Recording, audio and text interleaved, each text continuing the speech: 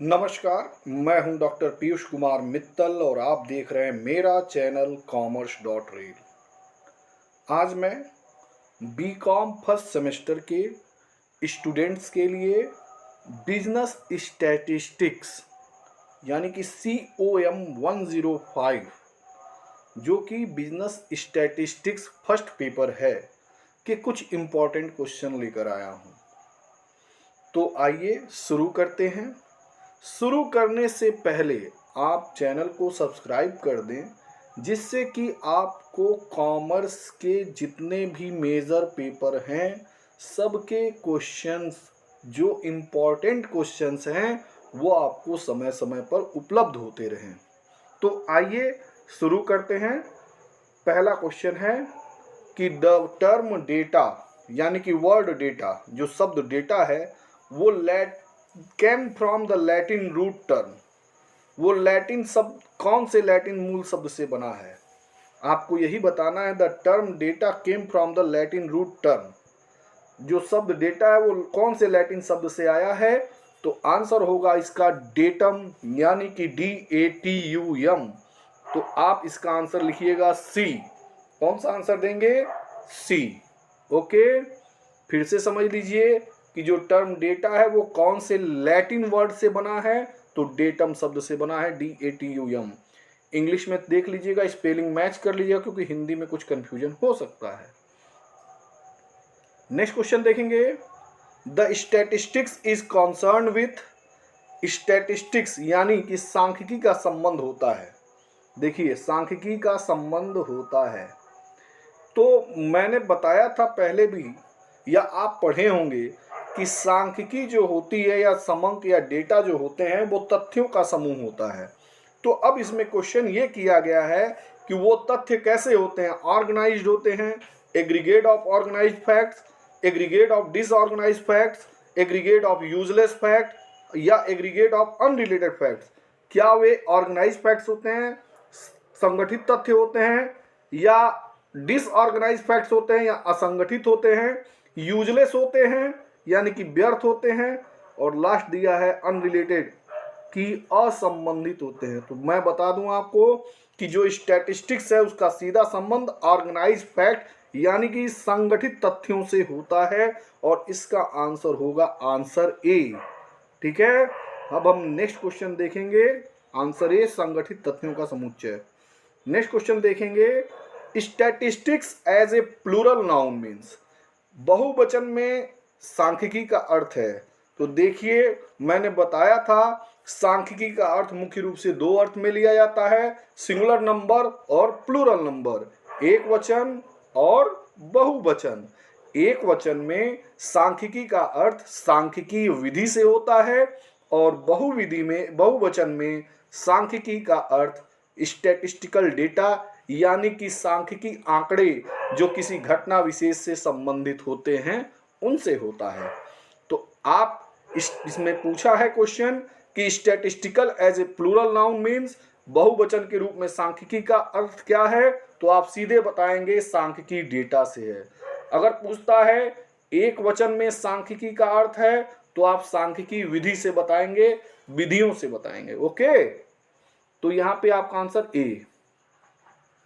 देखिए दूसरा क्वेश्चन आ गया, फोर्थ नंबर, कि statistics as a singular noun means, एक वचन के रूप में सांख्यिकी का अर्थ है। तो आपको बताना है कि एक वचन के रूप में सांख्यिकी का अर्थ सांख्यिकी विधियों से होता है, यानी आंसर बी। देखिए सांख्यिकी विधि दिया है ना, आंसर बी। नेक्स्ट क्वेश्चन है कि distrust of statistics is due to, आंकड़ों पर अविश्वास के क्या कारण है। देखिए आंकड़ों पर अविश्वास के कारण इसलिए होते हैं, लोगों को कोई भी डेटा दीजिए वो विश्वास नहीं करता है। कारण क्या होता है आंकड़ों पर अविश्वास के? क्योंकि लोग इसका दुरुपयोग करते हैं, misuse of statistics. Answer होगा ए। नेक्स्ट क्वेश्चन देखेंगे। The word statistics is used as, कहता है सांख्यिकी शब्द का प्रयोग किया जाता है। तो मैंने अभी बताया है कि सांख्यिकी शब्द का प्रयोग सिंगुलर और प्लूरल दोनों ही रूपों में किया जाता है, अर्थात एक वचन और बहुवचन दोनों में किया जाता है, इसलिए इसका आंसर होगा सी, बोथ, दोनों। देखिए हिंदी में दिया हुआ है दोनों। नेक्स्ट क्वेश्चन देखेंगे, the proper use of statistics can be made by. सांख्यिकी का उचित उपयोग कौन कर सकता है? तो सांख्यिकी का उचित उपयोग उसके विशेषज्ञ, जो उसके जानने वाले हैं कि कैसे कैसे सांख्यिकी में टूल्स का यूज किया जाएगा, वही कर सकते हैं। और किस आधार पर विश्लेषण किया जाएगा, ये सब जानने वाला विशेषज्ञ यानी एक्सपर्ट ही सांख्यिकी का उपयोग कर सकता है।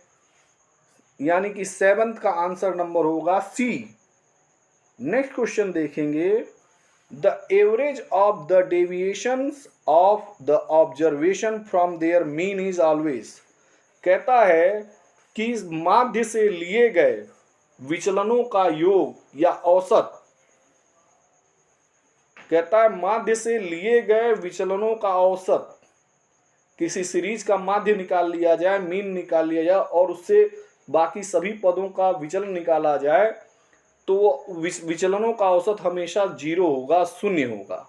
आंसर होगा इसका ए। नेक्स्ट क्वेश्चन है कि the arithmetic mean of A set of 100 observation is 50। कहता है कि किसी भी श्रेणी के 100 पदों का माध्य 50 है। If each observation is increase by 2, और हर एक पद को दो नंबर से बढ़ा दिया जाए तो नया माध्य क्या होगा? देखिए, अगर किसी सीरीज में 100 पद हों, कितने भी पद हों, अगर सभी पदों को किसी एक नंबर से बढ़ाया जाए, एक सर्टेन नंबर से घटाया जाए, तो माध्य भी उतने ही नंबर से बढ़ जाता है या घट जाता है। तो कितने नंबर से बढ़ाया गया है? 2। और पहले माध्य कितना था, मीन कितना था? 50। तो अब माध्य कितना हो जाएगा? 52। ओके, यानी आंसर हुआ ए, 52। नेक्स्ट क्वेश्चन देखेंगे कि arithmetic mean of these items 10, 15, ये x यानी क्वेश्चन मार्क है, 20, 30 इज 20। लिखा है कि ये जो पद दिए गए हैं 10, 15 क्वेश्चन मार्क, 20, 30 का माध्य क्या है? 20 है। Find out missing item. तो देखिए माध्य 20 दिया हुआ है और उसके पहले 5 पद दिए हुए हैं, एक पद गायब है बीच वाला। माध्य का फार्मूला लगाकर सिग्मा x अपॉन n करके x bar equal to sigma x upon n करके आप निकाल लीजिए। वैल्यू का मान x जो क्वेश्चन मार्क है उसका आंसर आएगा 10।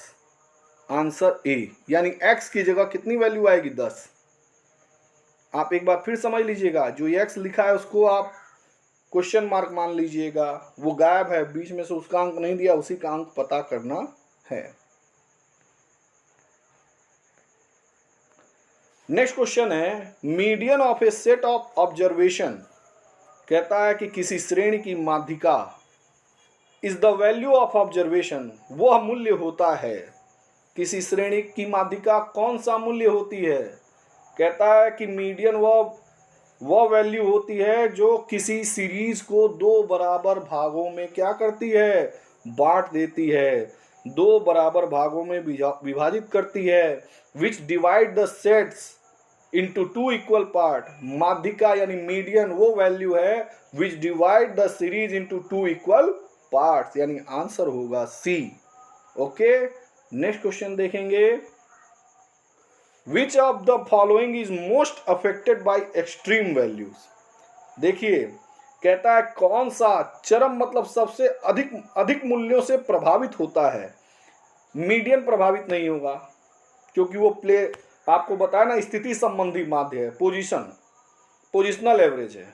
मोड भी नहीं होगा, वो भी पोजिशनल है। अब आप पूछेंगे पोजिशनल क्या होता है, तो आप इसके बारे में पढ़ें। स्थिति संबंधी माध्य इनको बोलते हैं। केवल मीन में ही वैल्यू के एक्सट्रीम होने से प्रभाव पड़ सकता है। तो माध्य आप लिखेंगे आंसर ए कि कहता है चरम मूल्यों से केवल माध्य ही प्रभावित होता है। नेक्स्ट क्वेश्चन देखेंगे, which of the following is not A measure of central tendency. देखिए बहुत इंपॉर्टेंट क्वेश्चन है, कौन सा सेंट्रल टेंडेंसी यानी केंद्रीय प्रवृत्ति की माप नहीं है? तो केंद्रीय प्रवृत्ति की माप चैप्टर में आप पढ़े होंगे, मीन, मीडियन, मोड तीनों पढ़े होंगे, लेकिन रेंज नहीं पढ़े होंगे। तो बताइए रेंज किस चैप्टर में था? तो रेंज था अपकिरण वाले यानी डिस्पर्सन के चैप्टर में है। तो रेंज छोड़ दीजिए, रेंज ही आपका आंसर जो है, मतलब इसमें सेंट्रल टेंडेंसी में नहीं आएगा, यानी आंसर डी घ रेंज। नेक्स्ट क्वेश्चन है कि इन स्टैटिस्टिक्स यानी सांख्यिकी में dash classification includes data according to the time period. कहता है कि सांख्यिकी में डाटा को अगर टाइम पीरियड के अनुसार बांटा जाए, in which the items under consideration accord, जिसके अंतर्गत विचाराधीन वस्तुएं घटित हुई हूं। तो देखिए लास्ट, पहले आप सबसे इसमें इस लाइन का इंपॉर्टेंट पोर्शन पढ़ लीजिए। कहता है in statistics dash classification include data according to the time period. कहता है कि जहां पे डेटा टाइम पीरियड के अकॉर्डिंग क्लासिफाई किया जाएगा उसको क्या कहेंगे। सिंपल से वर्ड में क्वेश्चन देखिए कि अगर डेटा को टाइम पीरियड के अनुसार क्लासिफाई किया जाए तो क्या कहेंगे। तो देखिए उसको बोलते हैं कालानुक्रमिक वर्गीकरण, यानी क्रोनोलॉजिकल, ठीक है, क्लासिफिकेशन। यानी आंसर होगा इसका ए क्रोनोलॉजिकल क्लासिफिकेशन, आंसर ए कालानुक्रमिक वर्गीकरण। नेक्स्ट क्वेश्चन देखेंगे, फंक्शन ऑफ स्टैटिस्टिक्स इज। देखिए सांख्यिकी का क्या कार्य है, देखिए इसकी हिंदी छूट गई है। सांख्यिकी का क्या कार्य है, कलेक्शन ऑफ डेटा, आंकड़ों का संग्रहण, एनालिसिस ऑफ डेटा, आंकड़ों का विश्लेषण, इंटरप्रिटेशन ऑफ डेटा, आंकड़ों का वो जो है विश्लेषण, निष्कर्ष निकालना उसके आधार पे। तो आप कहते हैं कि देखिए कलेक्शन मतलब संग्रह हो गया, एनालिसिस मतलब आप उसका विश्लेषण करते हैं, और इंटरप्रिटेशन निष्कर्ष निकालते हैं। तो क्या करते हैं आप स्टैटिस्टिक्स में, तो ऑल ऑफ दीज, आंसर होगा इसका ऑल ऑफ दीज। हम तो ये सब करते हैं स्टैटिस्टिक्स में। डेटा को पहले कलेक्ट किया जाता है, क्लासिफाई किया जाता है, कई प्रोसेस होती है, फिर एनालिसिस करते हैं, सबसे लास्ट में आता है इंटरप्रिटेशन। तो ऑल ऑफ दीज हो जाएगा 15 का डी। नेक्स्ट क्वेश्चन देखेंगे, statistics is a science of calculation. ये क्वेश्चन तो आना ही आना है, आप ये समझ लीजिए। Statistics is a science of calculation, सांख्यिकी गणना का विज्ञान है। बहुत ही इंपॉर्टेंट डेफिनेशन ये दी गई थी बाउले के द्वारा कि सांख्यिकी गणना का विज्ञान है। ये आता है क्वेश्चन में, आंसर होगा इसका बी। नेक्स्ट क्वेश्चन है, the dash process would be required to ensure that data is complete and as required. कहता है वो कौन सी प्रक्रिया है जो यह बताती है कि डाटा यानी आंकड़े पूर्ण हैं और आवश्यकता अनुसार हैं। ठीक है, फिर से समझ लिए, वह यह सुनिश्चित करने के लिए कि डेटा पूर्ण है और आवश्यकता अनुसार है, किस प्रक्रिया की आवश्यकता होती है। तो डेटा पूर्ण और आवश्यकता अनुसार है, यह बताता है संपादन यानी कि एडिटिंग। क्या बताती है, कौन सी प्रक्रिया बताती है, एडिटिंग, आंसर होगा सी। नेक्स्ट क्वेश्चन देखेंगे, बहुत इंपॉर्टेंट क्वेश्चन है, बहुत ही, क्वेश्चन नंबर 18। देखिए जितने भी क्वेश्चन ये दिए जा रहे हैं ये आपके आने वाले एग्जाम की दृष्टि से बहुत ही इंपॉर्टेंट है। सबको बहुत ध्यान से पढ़िए, वीडियो को 2 बार 3 बार आप जो जब भी समय मिले रिवाइज कर लीजिए। ठीक है, 2-3 बार आप जब देख लेंगे तो आपको सारे क्वेश्चन तैयार हो जाएंगे और आपको इसमें समय समय पर वीडियोस मिलते रहेंगे। नेक्स्ट क्वेश्चन देखेंगे, statistics is a science of estimates and probabilities. सांख्यिकी अनुमानों और संभावनाओं का विज्ञान है। यह कथन किसका है, तो आपको मालूम होना चाहिए, सांख्यिकी अनुमानों और संभाविताओं का विज्ञान है। यह बॉडिंगटन ने कहा था। किसने कहा था, बॉडिंगटन, आंसर डी। ओके, देखिए हिंदी में भी देख लीजिए, आंसर होगा डी। नेक्स्ट क्वेश्चन है 19 number, which is considered for statistical investigation from the following.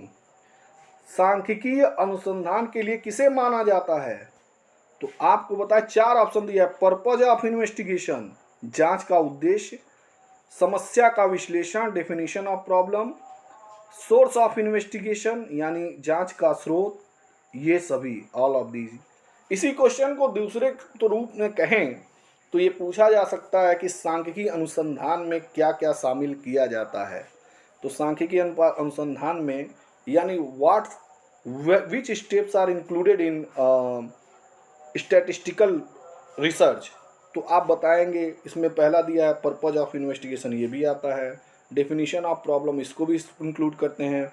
Source of investigation यानी जांच का स्रोत, इसे भी इंक्लूड किया जाता है, शामिल किया जाता है।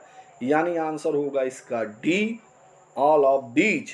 ओके, नेक्स्ट क्वेश्चन देखेंगे। ये सैम्पलिंग से कुछ क्वेश्चंस हैं, ठीक है।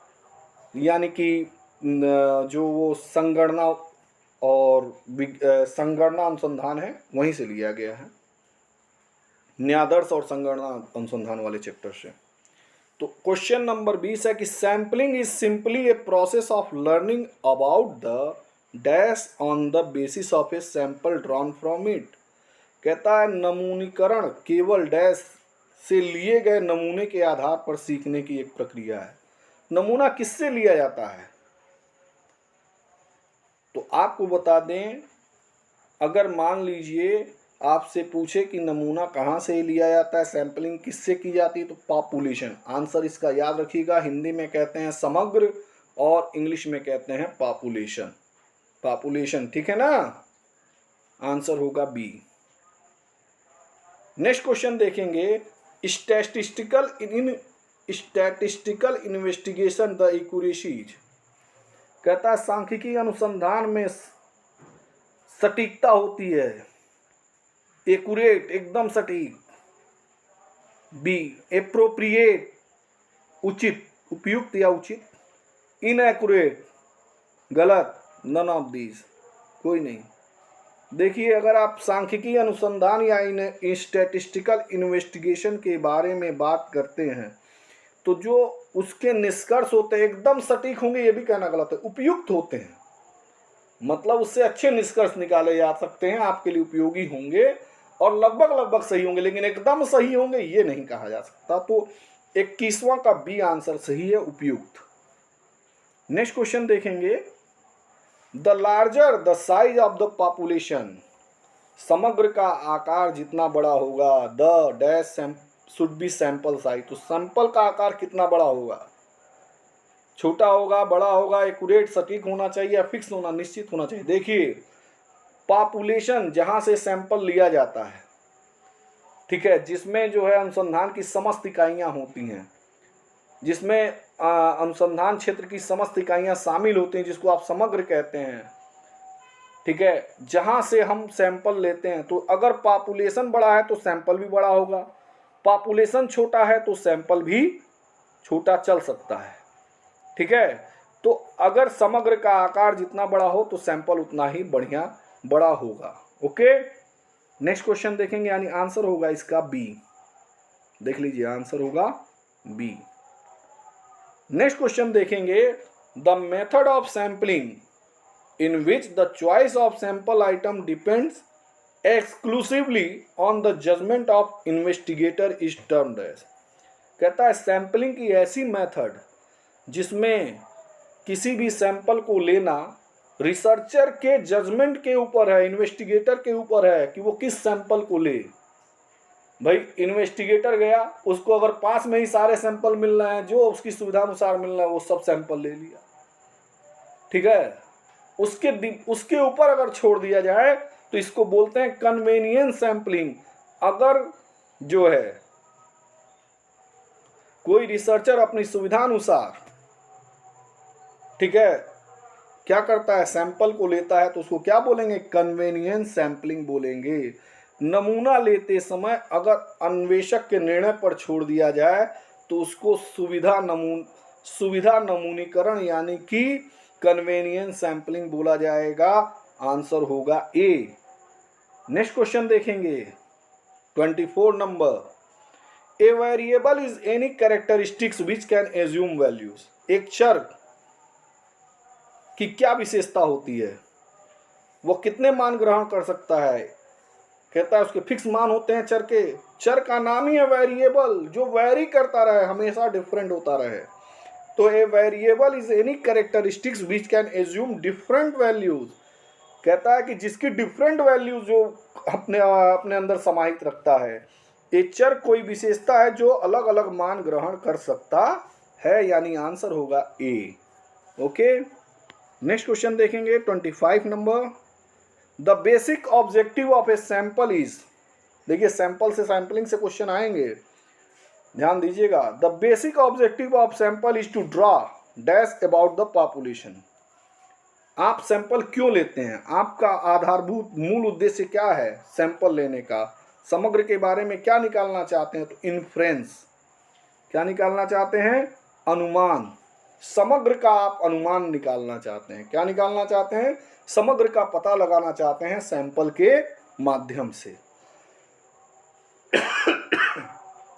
आंसर होगा सी। फिर से एक बार क्वेश्चन देख लेंगे। The basic objective of sample is to draw dash about the population. तो क्या करना चाहते हैं आप सैंपल के माध्यम से, इन्फ्रेंसेस फाइंड आउट करना चाहते हैं, यानी कि अनुमान लगाना चाहते हैं।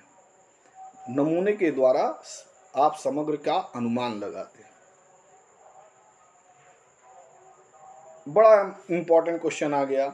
देखिए ये तो क्वेश्चन बहुत ही इंपॉर्टेंट है कि in German statistics means, German में सांख्यिकी का अर्थ क्या होता है, मतलब जर्मन भाषा में सांख्यिकी को कैसे कहते हैं। स्टेटस ना,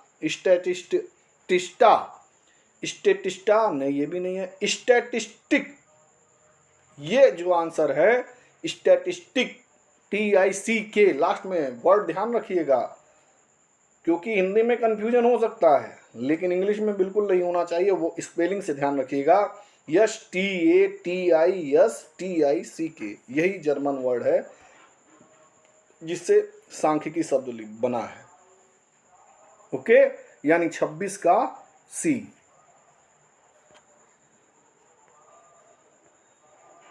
नेक्स्ट क्वेश्चन बड़ा ही इंपॉर्टेंट। स्टैटिस्टिक्स इज ए, सांख्यिकी क्या है, ए साइंस, विज्ञान है, आर्ट कला है, बोथ दोनों है। आप बताएंगे, बड़ा आसान क्वेश्चन है, दोनों है भाई, सांख्यिकी कला भी है और विज्ञान भी है। नेक्स्ट क्वेश्चन देखेंगे। For a sample to be truly representative of the population it must truly be, किसी नमूने का वास्तव में समग्र का प्रतिनिधि होने के लिए उसे वास्तव में क्या होना चाहिए। मान लीजिए कोई नमूना आपने लिया, कोई सैंपल आपने लिया, ठीक है, या मान लीजिए गेहूं के बोरे में से आप कोई थोड़ा सा सैंपल निकाले, तो जो सैंपल आप निकाले वो गेहूं के बारे में, गेहूं के बोरे के बारे में, जो बोरे में अंदर गेहूं है उसके बारे में सही सही सूचना दे। इसके लिए क्या होना चाहिए, आप कहीं से भी गेहूं निकाल लीजिए, उसमें रैंडमली कहीं पे भी आप जो है जो औजार होता है उसको लगा के गेहूं निकाल लीजिए और चेक कर लीजिए। ऐसा नहीं कि केवल नीचे अच्छी गेहूं भरी है तो नीचे से ही निकालेंगे, ऐसा कुछ नहीं होना चाहिए। रैंडम का मतलब ये होता है कहीं से भी, जिसमें रैंडम सैंपल लिया जाना चाहिए। अगर आप चाहते हैं कि आपको सैंपल के माध्यम से, सैंपल के द्वारा पॉपुलेशन के बारे में सही सही जानकारी मिले, जो भी सैंपल लिया गया है उससे जो है पॉपुलेशन के बारे में सही सही जानकारी मिले, तो रैंडम सैंपल जो होना चाहिए, रैंडम यानी यादृच्छिक या दैव के आधार पर होना चाहिए, ठीक है, रैंडमली लिया गया होना चाहिए। आंसर होगा बी। अरे भाई देखिए, आपके स्कूल में अगर ये पता करना हो कि सारी स्कूल में पढ़ाई कैसे होती है, कि आपकी स्कूल में पढ़ाई कैसे होती है, शिक्षा का कार्य कैसे चलता है, तो अगर मैं आपके कॉलेज के बारे में पता करना चाहता हूँ तो वो पूरा कॉलेज समग्र हो गया, और उसमें से मैंने किसी भी 2 बच्चे को जाके चुन लिया, ये जरूरी नहीं कॉमर्स का ही चुनूं या साइंस का ही चुनूं, किसी भी 2 बच्चे को जाके चुन लिया या 10 बच्चों को जाके चुन लिया मैंने, तो वो रैंडम सैंपलिंग है, ठीक है ना। सब किसी 10 बच्चों को जो है मैंने चुन लिया, वो रैंडम सैंपलिंग है। हाँ, अगर मैं पहले से दिमाग बना के जाऊं नहीं कि इन्हीं 10 बच्चों से पूछना है जो पढ़ने में तेज है, तो वो रैंडम सैंपलिंग नहीं मानी जाएगी। रैंडम सैंपलिंग का मतलब किन्हीं भी 10 बच्चों को चुन लीजिए और उसके बाद आप स्कूल के बारे में यानी पॉपुलेशन के बारे में यानी समग्र के बारे में अनुमान लगाते हैं। ठीक है, तो आपको यहाँ समझ में आ गया होगा समग्र का मतलब क्या होता है, जो पूरा एरिया जिसके बारे में आप पता लगाना चाहते हैं। और सैंपल का मतलब उसमें से आपने 2-4 यूनिट चूज की, 2-4 लोगों को लिया और उसके बारे में अपना जो है एनालिसिस करके जो है निष्कर्ष निकाल दिया। तो आंसर होगा इसका बी, 28 का B. Which is the merit of a good questionnaire. कहता है एक अच्छी प्रश्नावली के क्या जो है गुण होने चाहिए। कहता उचित क्रम होना चाहिए, प्रॉपर ऑर्डर होना चाहिए, प्रॉपर प्लेस होना चाहिए, यानी उचित स्थान होना चाहिए, छोटे प्रश्न होने चाहिए, small and clear questions, all of this. तो सभी तो ये अच्छी प्रश्नावली के गुण हैं, ये सभी अच्छी प्रश्नावली के गुण हैं। आंसर होगा डी। नेक्स्ट क्वेश्चन देखेंगे 30 number. The main feature of secondary source of data is. Data के द्वितीयक स्रोत की मुख्य विशेषता यह है। देखिए डाटा दो तरह से का होता है, मैंने बताया था कलेक्शन ऑफ डेटा के चैप्टर में भी कि डेटा दो तरह के होते हैं, एक प्राइमरी डेटा और एक सेकेंडरी डेटा, एक प्राथमिक समंक और एक द्वितीयक समंक।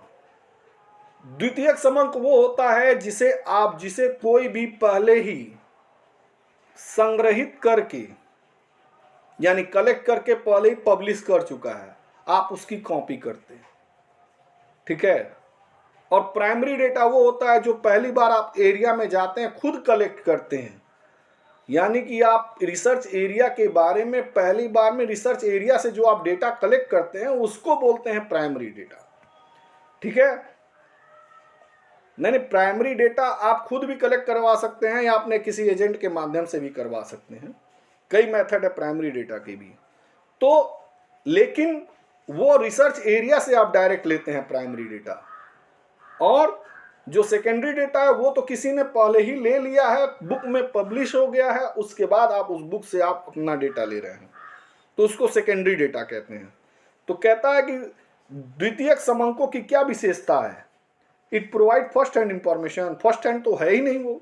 It more reliable compare of primary data. देखिए आप घटना स्थल पर जाकर या रिसर्च एरिया में जाकर जब डेटा कलेक्ट करवाते हैं या करते हैं तो वो ज़्यादा विश्वसनीय है छपे हुए डेटा से, यानी सेकेंडरी डेटा से।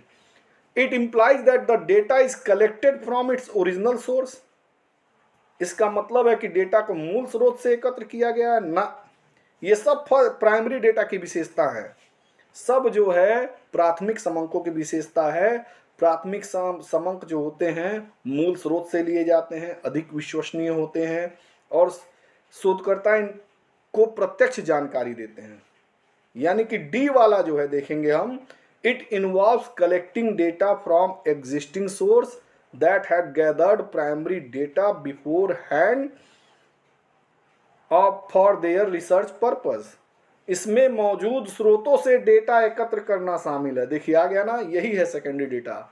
मौजूद स्रोतों से डेटा एकत्र करना शामिल है जिन्होंने अपने शोध के लिए पहले से प्राथमिक डेटा एकत्र किया था।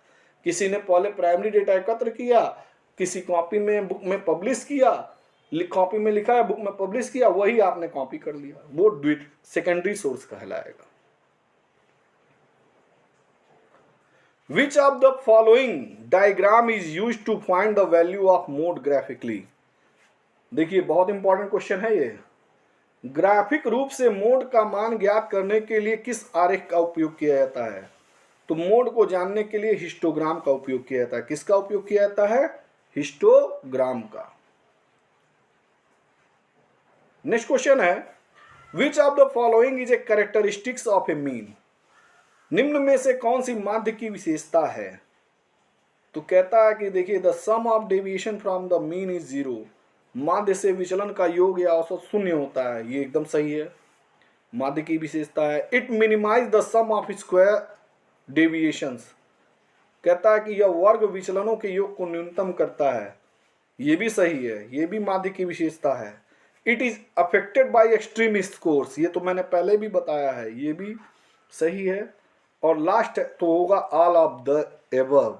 ठीक है, यानी ये सभी माध्य की विशेषता है कि माध्य से लिया गया विचलन शून्य होगा, वर्गों का योग न्यूनतम होगा और यह अत्यधिक जो इस वैल्यूज होती हैं उनसे ये प्रभावित हो जाता है। माध्य जो है अत्यधिक वैल्यू से, एक्सट्रीम वैल्यू से प्रभावित हो जाता है। तो ऑल ऑफ द एबव होगा। नेक्स्ट क्वेश्चन देखते हैं। The sum of deviation from the dash is always zero. अभी मैंने पढ़ाया है, लिखा है से विचलन का योग सदैव शून्य होता है। किससे विचलन का योग सदैव शून्य होता है? अभी ऊपर ही पढ़ा, पहले वाले क्वेश्चन में था, माध्य से लिए गए विचलन का योग हमेशा शून्य होता है। अरिथमेटिक मीन या मीन कहेंगे इसको, ठीक है, यानी आंसर होगा C. Next question, dash divide the data into 4 equal parts. Data को 4 बराबर भागों में विभाजित कर देती है। कौन सी ऐसी वैल्यू है जो किसी श्रेणी को 4 बराबर भागों में बांट देता है? मीडियन तो 2 भागों में बांटती है, मीन बांटता ही नहीं है। क्वार्टाइल 4 बराबर भागों में यानी चतुर्थक 4 बराबर भागों में बांटता है। आपसे ये भी पूछा जा सकता है कि चतुर्थक कितने होते हैं? 4, 3, 5। तो आप बताएंगे चतुर्थक 3 ही होते हैं। 3 ही बिंदु हैं, Q1, Q2, Q3, लेकिन वो बांटते हैं कितने पार्ट्स में? 4 पार्ट्स में। तो देखिए इसमें आंसर सही होगा बी।